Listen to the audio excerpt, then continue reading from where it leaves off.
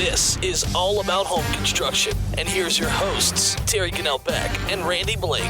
That's right. Good morning, Randy. Morning, Terry, and everybody out there. That's it. Happy Saturday, buddy. Hey, glad to be back. Thank y'all for letting me ride the hurricane out. Yeah, well, go down.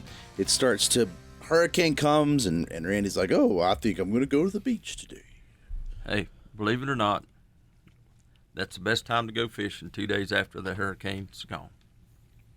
Yeah, well. The ocean is flat as a board. I'm sure if you just had a big net, you could just sit out there when a hurricane comes in. You just sit on your deck and catch them.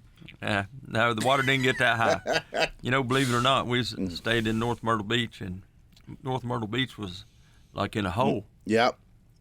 South Myrtle got flooded. Wilmington around that area, back in North Carolina, got flooded and stuff. We tried to go to Fair Bluff, and, Fair Bluff was the town that got wiped out by Matthew. Matthew, right. And Jamie came through it because she come down, come with the boys, and she said, Dad, it's bare up there. And I said, I know it is. They'll never rebuild that little town. Mm-hmm. Yeah.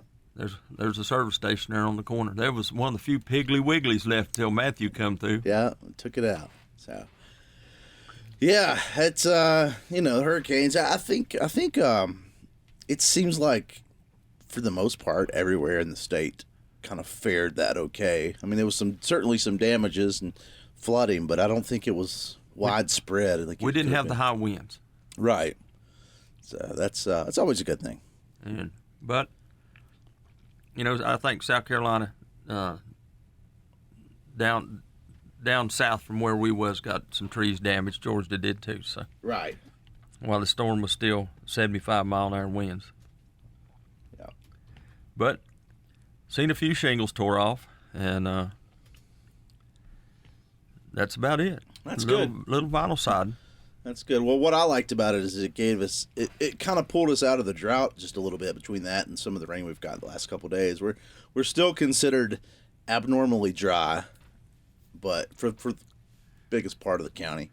But it got us out of that moderate drought range. Well, we had a good wet winter. We really need the snows. I don't think we're ever going to get them like we had, but to put the water back in the aquifer, but it right after first cutting hay, it got extremely dry. Exactly. And that's the most important time for your grass to start growing. Yeah. Again. Well, it seems weird because we've had a lot of rainy days without rain. There are a lot of days where it's cloudy and we get a little bit of rain and it looks like it's going to rain, but it doesn't actually rain. And I feel like we've had a lot of those this year. But yeah, the early 90s was like that. Yeah. Coming out of the 80s into the 90s when we was in the drought. But yeah, it's I woke up this morning. Well, I'll say this morning, it was like about 3 o'clock, and I was like, you could hear it rain. I had the window open still. I could hear it raining. And I was like, oh, it was like a good rain. It was a good steady rain for a while. We had a good steady rain last night. So one time it's heavy and then steady. Can't gotta go roll with it. You can't change it. So Mother Nature. Anyway, so so I'm glad you had a good time at the beach and everything. And we do have a listener question for you though, and that was just a couple quick things about plumbing. So when you're going into a remodel a bathroom, I think I asked you this last time, was if you're remodeling, about doing the tile in the shower, like putting the is that the drain pan rather being something a DIYer can do easy? Yeah, but I really think you should watch YouTube. Yeah. On it, because the way the pan is put together, you got to use specific glues with it. Mm-hmm. All right, and that I don't do it. Tile people do it because whoever does it has to guarantee it. Right. And the biggest problem with a tile job is the drain leakage, and it's not too bad as long as you got nothing underneath. But we've been to a lot of homes, like 6 years ago. Every bathroom in the lady's house was tile. Right. And every bedroom underneath had spots in the ceiling. Yep. Where it was leaking. Exactly. Because it was not glued right. Yeah. We a lot of people don't do this, but they put the pan in, then they put dry lock on the wall, and then they put their tile on. Well, we go a little step further, and if they put the pan in, and we come behind it with synthetic roofing felt to cover the insulation. So it keeps the condensation out that way. That's right. So that roofing felt actually goes over that pan just a little bit, not enough to go down into the hard pack. Right. Okay, but it goes down, so if any condensation gets on the wall, it forces it down. So it kind of acts like a flashing. That's it. And then they put the backer board on. Mm-hmm. But one thing that they don't do, 90% of them don't take and tape the joints of the backer board with thin set and fiberglass tape. That's what I've always heard is sort of the shortcut that everyone cuts. Takes that corner off. But well, the next question is what about how hard is it to change out a sink? So again, this is full remodel, cabinet's gone. They want to go back in with a pedestal sink. Is there a lot of plumbing changes? There are some, but if you're going to take your vanity out, it'd be a good time if it's an older home to upgrade your plumbing in the walls. See, that's where I was going, because especially if you got copper, go ahead, and if the wall's going to be open anyway, you might as well change it out, right? We're starting on our house because, we got a 64 model. I was telling Terry, my wife hired a company to put one of these new shower systems in that you see all over the TV. And yes, it was a little costly, but they came in and they put 3/4 inch plywood on the walls. Okay. They re-insulated. They put grab bars, solid base in it, and they put it all together, and it was gone in one day. That's cool. I hadn't thought about that, but I guess the plywood's going to give them more surface area to put the grab bars wherever within reason. Well, there are standards. Yeah. On your grab bar heights. So, being construction in all my life, well, not all my life, but self-employed now 36 years, and the knees are wore out. Well, I say wherever you want in relationship to the studs, I guess is where I was going with that. Because the shower and the bathtub's going to dictate where the grab bars go, and you don't want the studs to have to dictate that. That's right. So the plywood dictate it. We're doing this is actually the shower we're getting ready to do. It will be our third where we're using Curdy board, and it comes in big sheets, and it glues together with a mastic. Okay. And it's lightweight. It's better than backer board, but it is more expensive. But the point of it is, it's a lot easier for DIY. Is that the stuff that's like colored? It's orange. Yeah. So you can buy a kit for your whole shower stall. Okay. I just didn't want to lay tile. I don't mind laying tile for myself. I would never do it for someone else. I'm not that. My lines aren't that neat, but I don't know. Doing a shower just seems out of my realm of. No, I think I could do it. Don't get me wrong. I just think it's going to be one of those things that I'd rather not do. How's that? Well, I'm in the same boat because I've never done it. My dad tried to get me into it. I just have a hard time being down on my knees all the time. Yeah, it gets harder every year, doesn't it? Yes, it does. It's like it's. I swear, the ground keeps getting further away, even though I'm not growing. It's a lot harder to bend down and get up and down these days than it always was. Well, putting shingles on and stuff's not too bad because you're working on a pitch. Mm-hmm. But down on the floor all day long? Yeah, oh yeah. Tell me about it. Last wood floor I did was ow, it hurts, So. And, both hardwood floor and tile to me is roofing, joint destroyers. Mm-hmm. Oh yeah, totally. But I will say though, I would still rather work on a floor than some kind of ceiling any day of the week, because I hate reaching above my head and working above my head and stretching out. Well, we did a kitchen ceiling one time, and it had can lights in it, and we did it all in 5V galvanized metal. That's kind of cool. They made it. It was a wild looking ceiling. I bet it looked was pretty cool. Yeah, but just screwed those right in, I guess. Well, we had to cut. Well, yeah, Had to cut out for the can lines. Yeah. Oh, that actually reminded me of a question I was supposed to ask last week. Of course, we weren't on the air last week, but what about changing out the screws of? So if you've got a metal roof, what's your thoughts on maintenance wise, like changing out screws? Well, the screws actually have a 20-year warranty on them, but if they're not installed improperly, there's no warranty on them at all. Right. Now, we've had to change my screws out on my roof after 22 years, but I blame that on being over tightened because when we put the roof on, we didn't have anything but electric drills to put them in. So you're just, yeah. All right.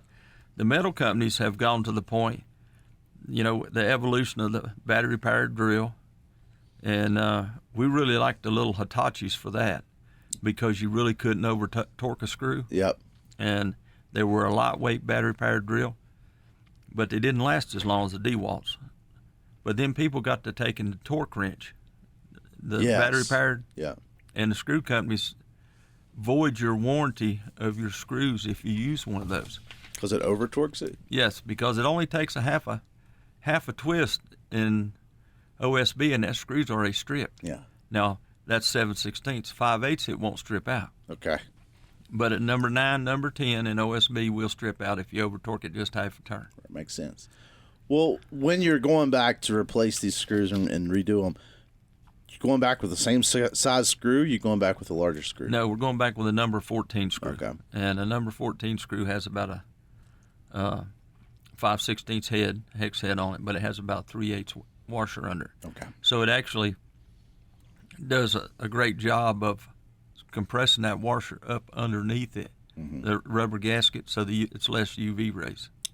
Makes sense. We have a lot of roofs out there that have CSC screws on them, and they had a bell washer. So when you pre-drilled it and the screw went in, it put a little lip up in the metal as it drew it up, and it sucked up the washer up inside. Oh, so it seals it in instead of over. It has. So you really don't have to worry about UV rays eating the gasket up. Makes sense. And it was a washer that you didn't have to drive completely straight, because if you were off just, let's say, 2 degrees, it still sealed it. Yeah, that's pretty cool. Well, that's always been my thing with those with the washers. Is like you see them crank down so much that the washers, it's ripping through the washers, not even sealing it. So what it does is it does micro tears in it. Mm-hmm. And once it does the micro tears, then it's going downhill from right there on. Right. The shop we had that burned down, we had some of the old screws, nails with the old rubber washers. Yeah. That 50 years later had still not failed. That's awesome. So it's all to how you put them on. Sure. And that, not CFC, it's SFC. Okay. And on the first page of their webpage, they show that bell washer screw. That's cool. Well, there you go, Brian. Hopefully who's listening to that. I was supposed to ask you that last week, and I'm glad you mentioned But if it's a new roof, you can go with a number 9 or number 10. And then that way you got it. If you got a replacement, go number 14. 1-inch number 14, Perfect. But they're quite expensive. Perfect. All right, we'll take a break. We'll come right back right after this. Thanks for listening.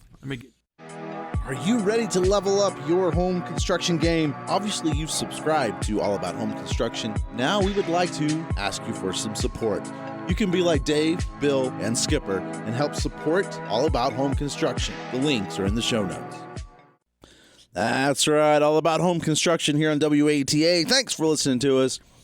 Give us a call, 828-262-1567. Also, don't forget the podcast, All About Home Construction. If you're listening to the podcast, we really appreciate it. If you're listening to us live on Saturday morning, you can go to the podcast and listen to it wherever. And it's that simple. If you're not a podcast fan, it's okay. Just go to Google and search it up, All About Home Construction. Put our name in there, and it'll pop up. We even have a YouTube channel, too. So we're working on it. We're getting there. Yeah, so we appreciate all of it and all of our listeners, both in the high country and around. So thank you very much. It's fun stuff. fun stuff. But all right, so let's jump into the topic today. What do you think? I'm ready. Well, this topic is actually one of these that's going to go not just for contractors. It's probably one of the things that contractors do, but we often put it out of our mind because it's one of those things that it's one of those things we do, so we don't think about it all the time. But it's also important, I think, when you're doing a home remodel yourself. If you're a DIYer, it's definitely some of these things are. Because you don't do them all the time, it's one of these things that gets overlooked. And so we got some safety considerations for home remodeling.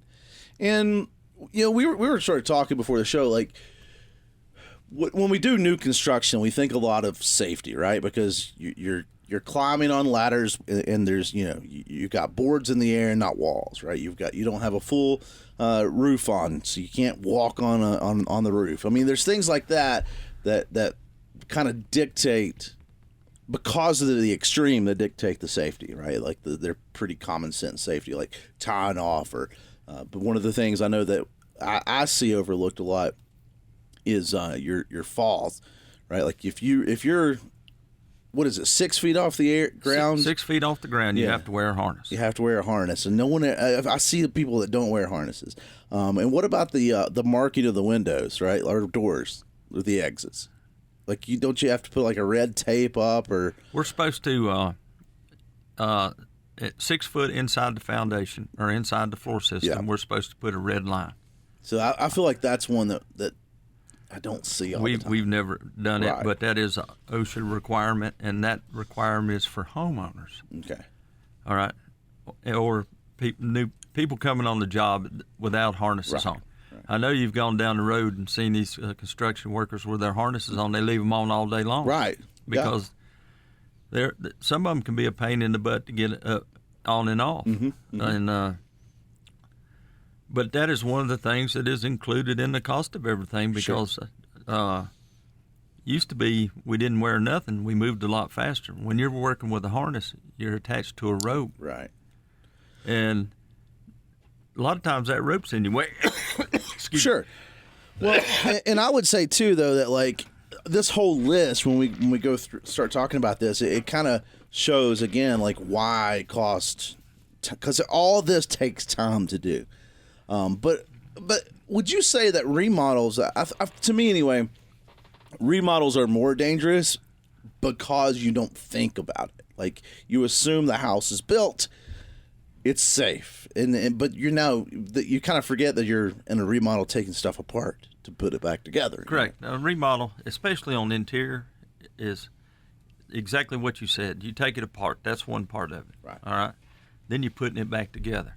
But then you don't know what's behind the walls when you're dealing with it. Right. You don't know if let's say a mouse has got in there and cut a wire. Mm-hmm. All right. And if you didn't have to worry about a wire, you wouldn't have to call an electrician. But see, if you got a cut in the wire, I can't fix it because because you're not an electrician, right? That's right. Yeah. Or a plumber. My job, under my license, I cannot plumb. I cannot wire. I can't do what a licensed other trade can be. Yeah. And that's one thing about it. Even if I wanted to become a heat and air guy today, I'd still have to have 2,000 hours on the job training and 2,000 hours classroom time. Right. Just so I can go take the test. So leave it up, stuff like that, leave it up to professionals. Well, and also in remodeling, I saw I was doing the remodel one time, helping someone tear out some drywall, and took off the drywall, and there in the insulation was like hammers and screwdrivers where people had dropped them. I don't know if it was some kid put them in, I don't know, but it was just weird. But it made me think, like, what if that was on the ceiling? I wouldn't have thought about that falling on my head. Correct. And it's, residential people don't wear hard hats. Yeah. We are required to wear hard hats when somebody's on a scaffold above you working. Right. And you don't think about it, but if a hammer's falling, it falls 16 feet in the first second. Mm-hmm. All right, 32 feet in the second. Yeah. So that's coming down at a good velocity. I couldn't tell you what the math of the impact would be, but it would definitely give you a concussion. Well, you're not going to reach terminal velocity unless you're up top on it. super tall. So, but the point of it is, it won't go through you; it'll just kill you. Accidents do happen, so always be prepared. Right. Well, that's the thing, and I think that's why it's important to kind of talk about this subject today. So let's say you mentioned hard hats. I think the PPE. Everyone after COVID had that big. Everyone knows what PPE is, but the proper professional protective equipment. Correct. Gloves and goggles are probably the two most common. Well, actually, most construction workers don't wear gloves. Well, I'm thinking if you're mixing like paint and finishes or something like that. That's where my professionals don't. But the goggles, and mask depends on what you're doing. Right. Well, I'm gonna throw in ear protection. Ear protection, right? For me, goggles, not like the old science class goggles, but I think a lot of people wear like safety glasses. Correct. The sunglasses that are safety glasses or whatever. I truly recommend those. For people. And I think the one again that we all sort of just do but don't think about is footwear. I mean, I'm not gonna I'm not gonna show up on a remodel job in my sandals. You don't know how many people I've had come apply for a job in sandals, and you hire them and say, make sure you have real shoes on. And then they come in with them Crocs or whatever. Yeah. Well, you can't wear that Croc. Why not? I said, that's not a safety approved. Yeah. We can we get away with tennis shoes, and but with tennis shoes, you still have to pay attention to the job. And what I talk about pay attention is if you're removing boards, take your time to pull your nails. Don't step on it, exactly, or don't drop it on the toes. Because, them alligators will hurt your feet, and it's up to you to keep up with your tetanus shots. Right. Oh, I've done it. I mean, I couldn't wear boots when I was doing wood floors because it marked them. Yeah, it marks them, and you're moving around up and down, and so it's that much harder. But so I have stepped on nails with my tennis shoes on, and you feel pretty dumb when it happens. Yeah, and it just takes a few minutes. Yeah. Well, maybe not a few minutes, depends on how many nails you're pulling, but if it's framing material, you drive them back. That's what If it's trim material, you pull them through with a pair of pliers. Yep. I did I've got a scar on my hand where was doing a remodel of floor and pulling it out, and it was like wide planks, and so they had top nails in it. Well, the pine boards, when you pulled them, sometimes the nail would just pull through. Yeah. And so, still be in the subfloor. And so there were several nails. I just pulled like 3 or 4 boards, and before I could even pull the nails, I was actually reaching for my pry bar to pull them out. And when I reached, I didn't see one, and I caught it right in between the web of my fingers and ripped a big place. And where it was, I was like, I got to get stitches because it was. Yeah, I knew it would never heal on its own because it's right where you move your finger, your pinky. So so even knowing they're there, you still risk getting hurt, and that's when I was always like, well, maybe I should be wearing gloves, pulling out a flooring like that. Yeah, in that case, yeah. Put some big leather gloves on. But when people get in a hurry, that's when accidents happen. Exactly. So, but I would imagine that when you're carrying tin, your metal roofing from the truck to the top of the house, you're probably got some kind of gloves on. Generally not. Sometimes though. No, I mean, no. I would just imagine like. Well, the thing about it is, a lot of times with gloves, it makes it slick. I don't like wearing gloves, period. But so I just think like I see those. I see a lot of people wearing those mechanic gloves. Never owned a pair. So. But they would not be slip resistant. But another thing about the gloves is when you're putting metal on or even putting shingles on, you couldn't twirl your nails or twirl your screws. I know. If you had gloves on. Yeah. And the biggest thing about metal in the summertime is you got to get tough because it gets hot. It gets hot fast, right? Yeah. So, well, cool. All right. So after PPE, I think the next big important thing is just the ventilation. Correct. And it can be anything.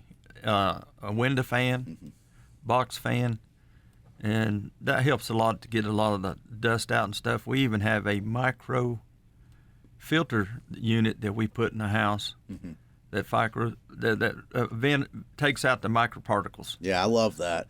And it's a low volume, so you don't hear it running. Mm-hmm.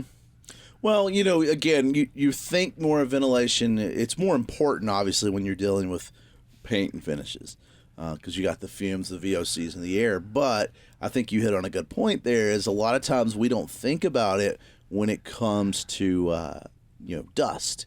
But a lot more saws and woodworking equipment now have vacuum attachments to them, and the vacuum attachments work a lot better than they did 15, 20 years ago. And so, you could put up a saw and vacuum it out while you do it. Not only does that help clean up, but it helps keep some of that you're not breathing it in. Even your planers. Yeah. Planers are a big one because they make so much sawdust anyway. All the tools. DA sanders. Yep. And all equipment when it comes to sanding produces sawdust because it's so fine. That's the whole point, right? Yep. So, yeah, I would say ventilation, not just ventilation when you're dealing with, paint chemicals, but just in general.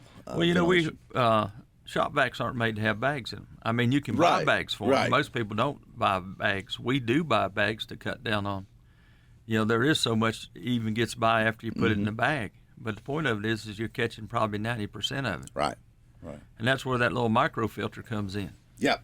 It's catching more. So, yeah, it makes perfect sense. And, and so the ventilation really, though, one thing, and this kind of ties into a whole another thing on the list, but that is when you're remodeling, you don't necessarily know, again, like we mentioned, like what's above it, what's in it, so to speak. And you get stuff like asbestos.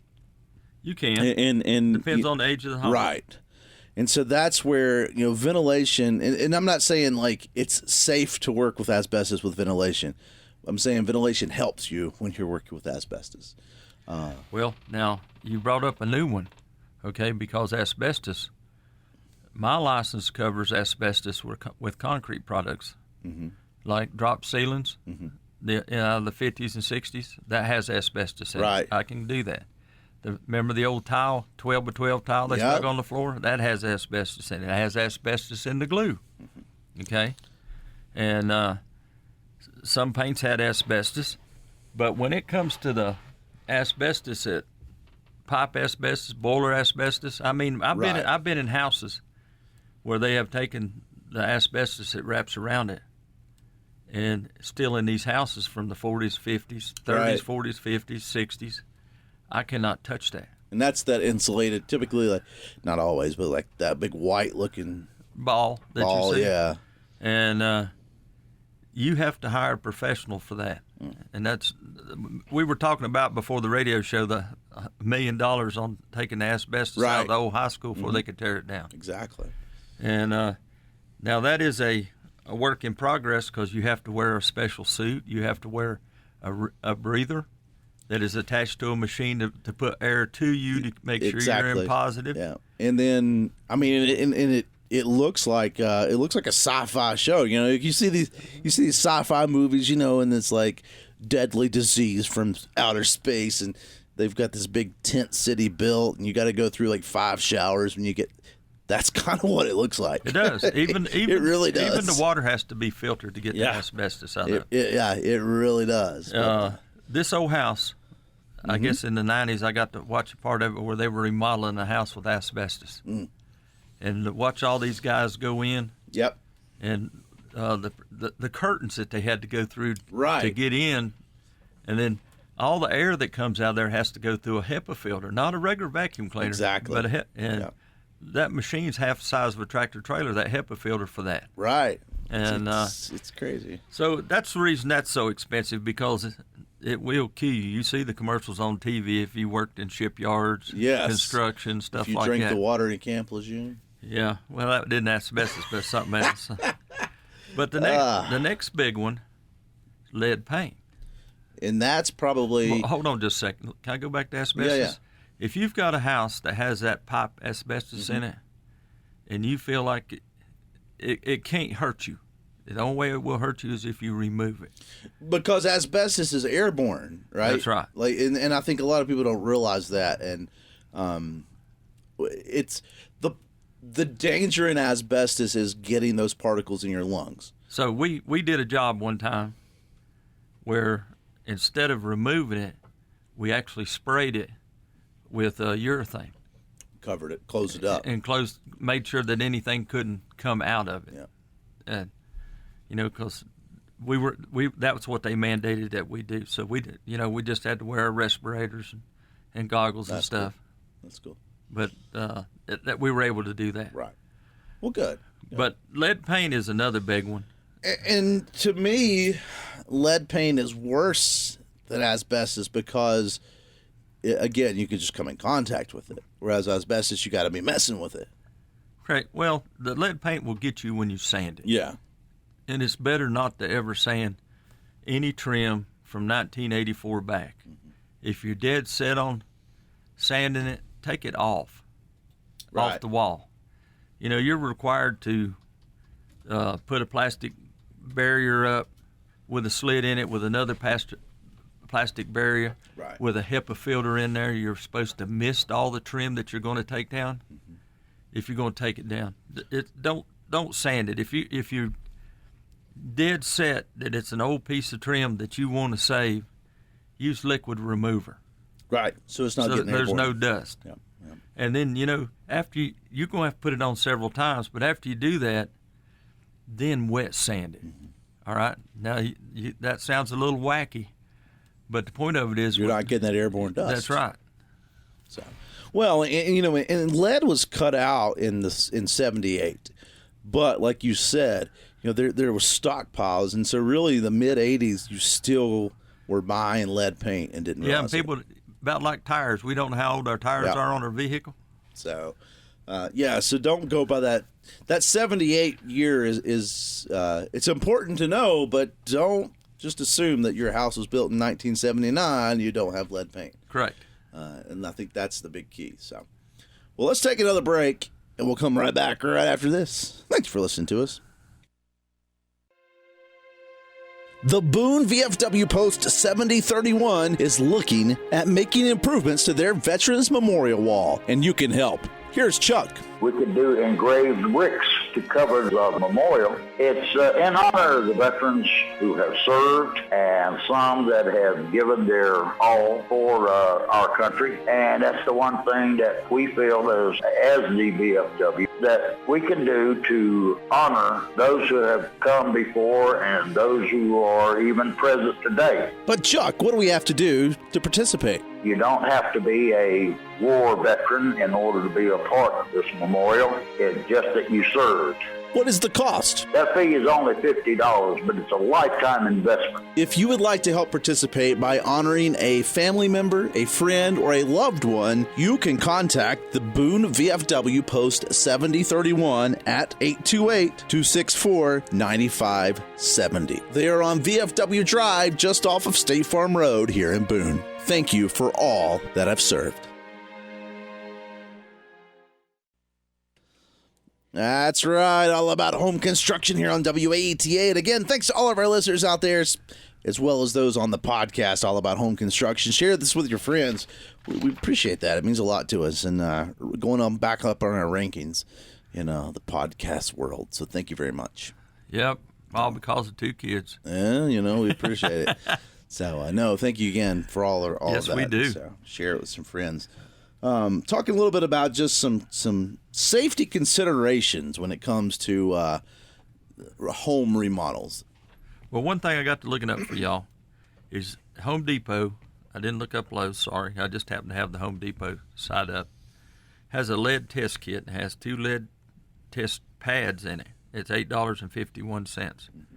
And it will test painted wood, metal, vinyl, plastic, dust and soil, pipes and solder. See? That's the big one, right? Mini blinds, lunch boxes. Never thought about mini blinds, though. It's true. Yeah. Well, lunch boxes, because, over the years we've had a lot of complaints, Consumer Report, about stuff coming out of China. Yep. Toys, ceramic dishes.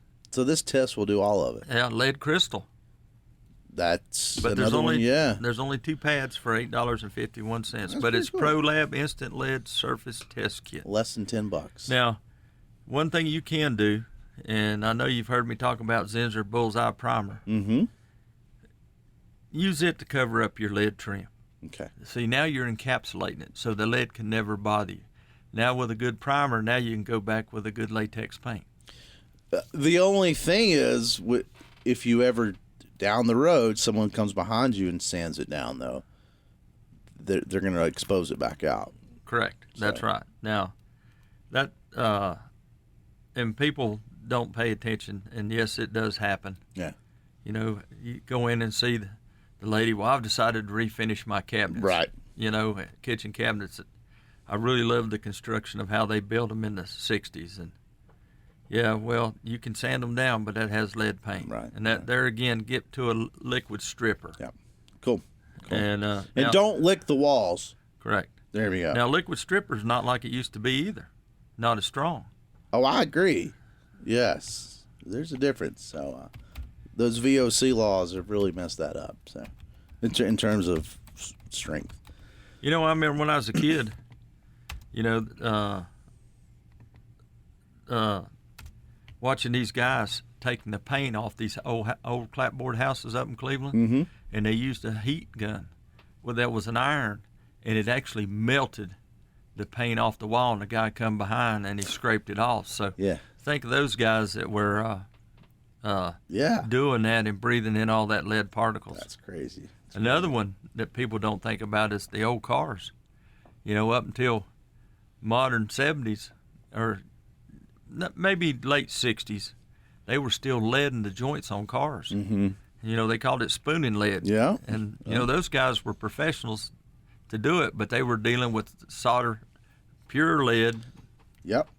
And the smoke coming off of it. Yep.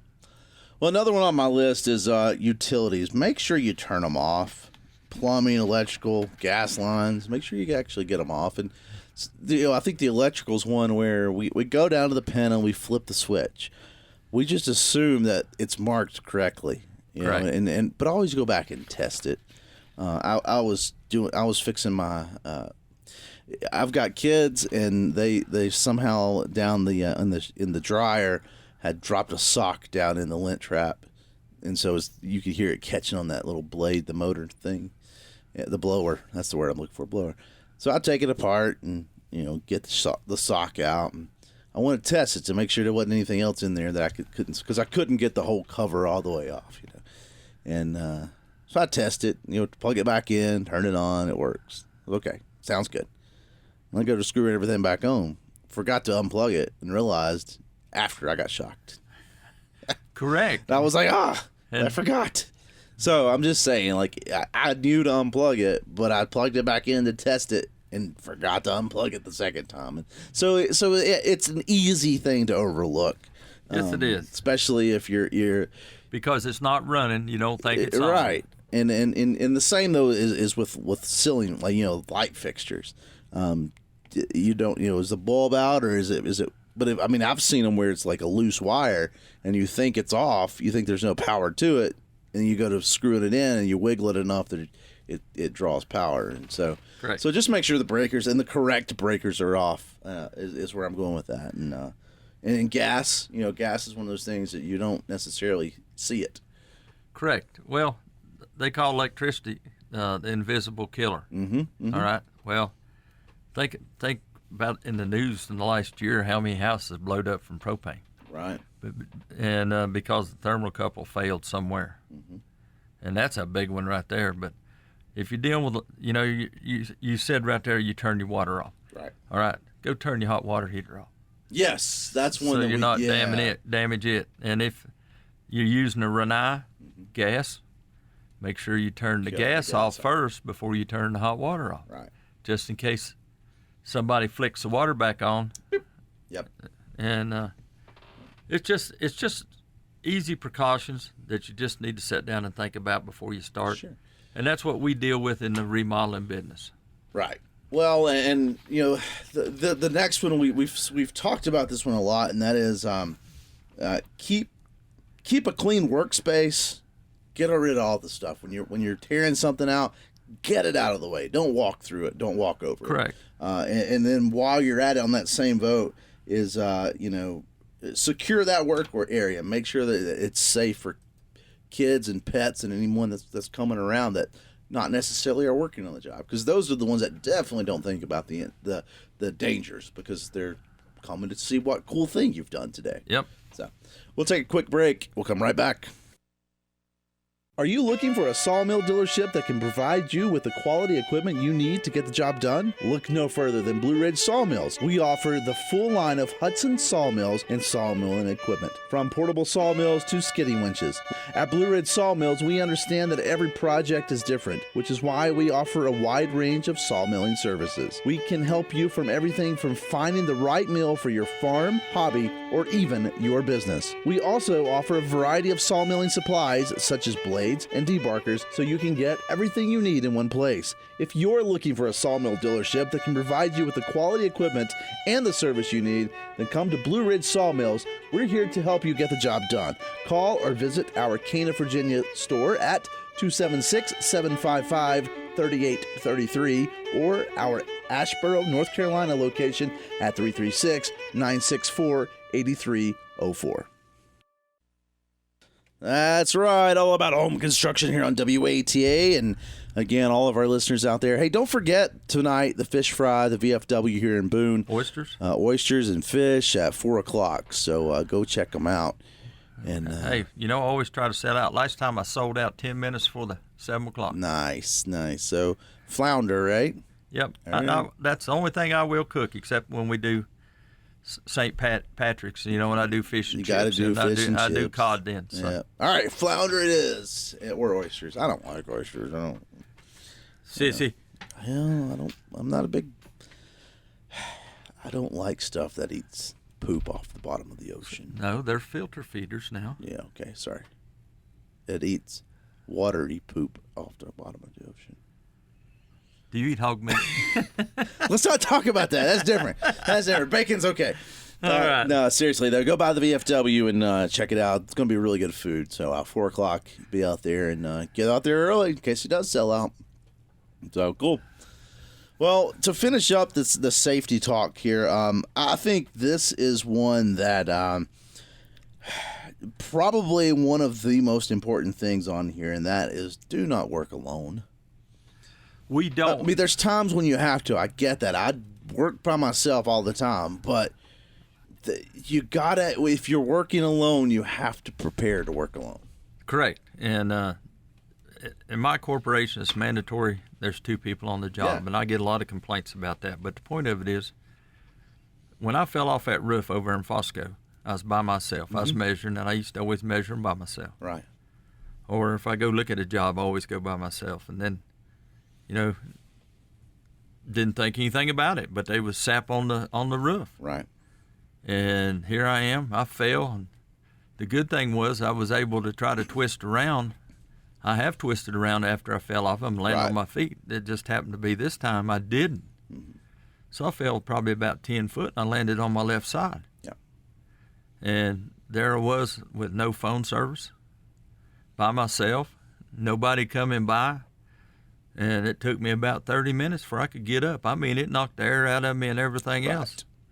So, the buddy system is extremely important. And, yes, you have to pay for that extra buddy, but if...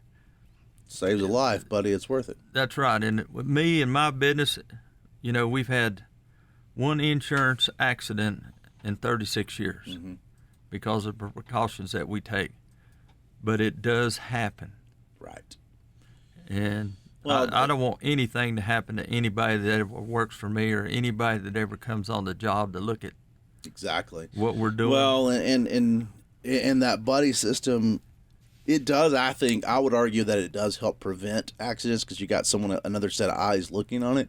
But it certainly helps with the rescue of any accidents. So. Yes, it does. So yeah, totally. And it actually, and it's good to put somebody that's never done it with somebody that has worked in it for years, so they understand safety. Exactly. So, well, cool stuff. Well, hopefully that'll help some homeowners out, some contractors out as well. We appreciate that. And again, don't forget the VFW fish fry oysters tonight, 4 o'clock. And so it's good stuff, Randy. Yep. School's starting back here in the high country. Colleges. Are you ready? And yeah, Watauga. I'm been ready. Let's bring it on, man. 5th grade. Here we go. I'm excited. So, Are you classroom teaching this year? I am. Yep, in the classroom, Hardin Park, and but watch out for those yellow buses when they come out Monday morning. And stop for the sign. It's only 30 seconds that you're risking there of your time. So, anyway, thanks again, Randy. I'll see you next time. See you later. Bye. Thanks for listening to the podcast edition of All About Home Construction. We want to thank Skipper, Dave, and Bill for supporting the show. If you're enjoying this episode and you want to help us by creating some more awesome content, there are a few ways you can show your support. Subscribe and leave a review on your favorite podcast platform. This actually helps us reach new listeners and climb the charts. And please share this episode with your friends and family. Word of mouth is always the best kind of advertising. You can support us directly through our page on Spotify. The links are in the show notes. Thanks for listening to us.